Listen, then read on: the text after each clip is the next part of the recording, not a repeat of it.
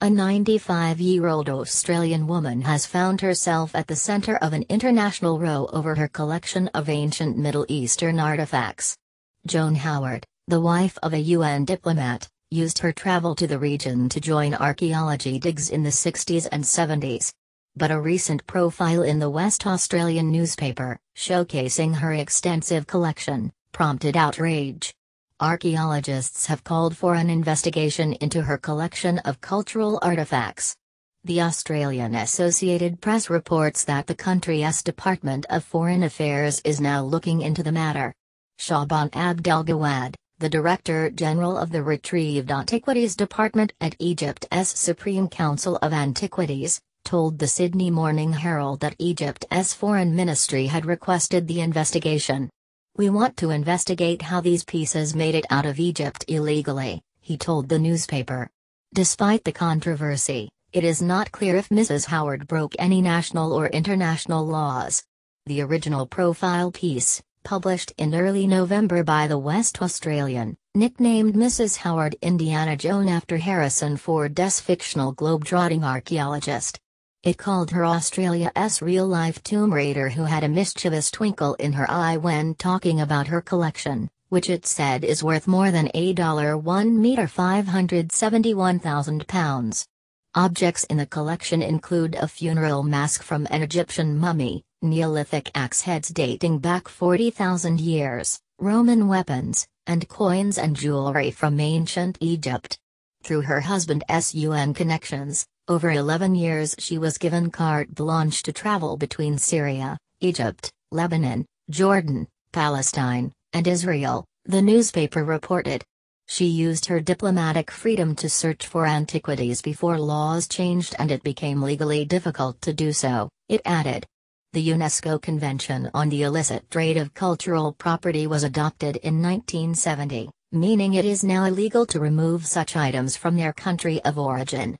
Egypt's national laws to protect its antiquities date back to the 1880s, according to the International Council of Museums, and many of the other nations where Mrs. Howard traveled have had their own laws since at least the 1950s.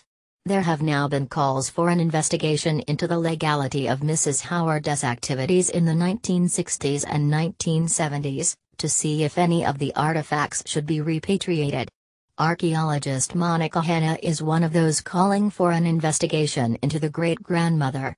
"I wrote this open letter," T.co web link to the Australian ambassador regarding the illegal activities of Mrs. Joan Howard #Egypt end of Twitter post by @monsnomad.org. @_theft_you are literally glorifying the theft of cultural property and the destruction of critical context. T.co web link end of Twitter post by @zarchaeology. Dr. Hanna posted an open letter to Australia's ambassador to Egypt claiming that Mrs. Howard behaved as a pirate by appropriating artifacts from archaeological sites. Mrs. Howard has not responded to the latest developments. The perceived positive spin on the profile of the real-life tomb raider is also controversial in itself.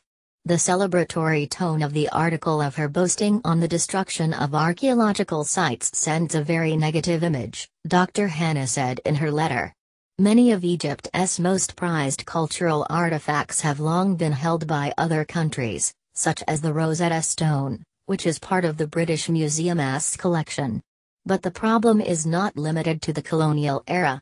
During the expansion of the so-called Islamic State, many cultural artifacts were sold on the black market to raise funds for the group. And earlier this year, Christian-owned U.S. arts and crafts company Hobby Lobby forfeited thousands of smuggled ancient artifacts from Iraq it had bought for a Bible museum, paying $3 million £2.3 million in a legal settlement. Make no mistake. Tomb raiding is not archaeology. It is unethical and should not be celebrated at West Australian @ostarchaeologypic.twitter.com web link end of Twitter post by @lamlarad.